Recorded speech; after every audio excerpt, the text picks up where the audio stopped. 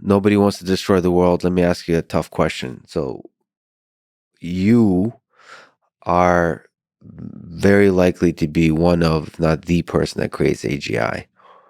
One of.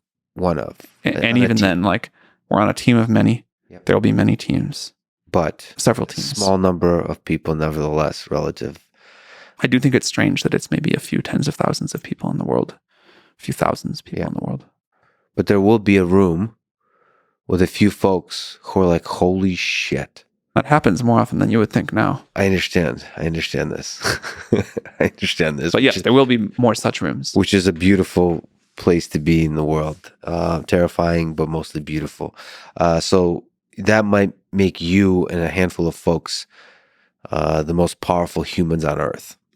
Do you worry that power might corrupt you? For sure. Look, I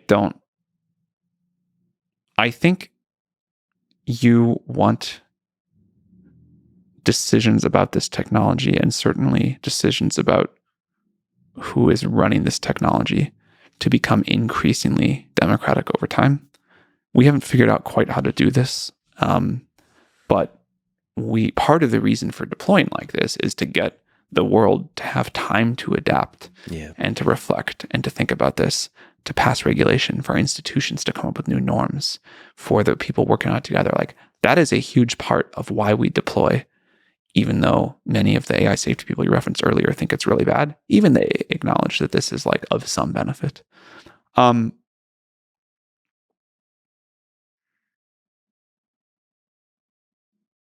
I think any version of one person is in control of this is really bad.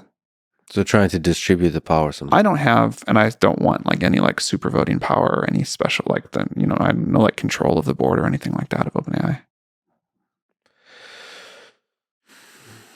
But AGI, if created, has a lot of power. How do you think we're doing? Like, honest, how do you think we're doing so far? Like, how do you think our decisions are? Like, do you think we're making things net better, worse? What can we do better? Well, the things I really like, because I know a lot of folks at OpenAI, the thing I really like is the transparency, everything you're saying, which is like failing publicly, writing papers, releasing different kinds of information about the safety concerns involved, doing it out in the open is great.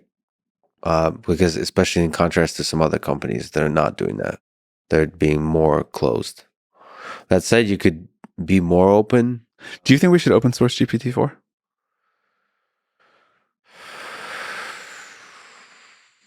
My personal opinion, because I know people at OpenAI, is no. What does knowing the people at OpenAI have to do with it? Because I know they're good people. I know a lot of people. I know they're good human beings.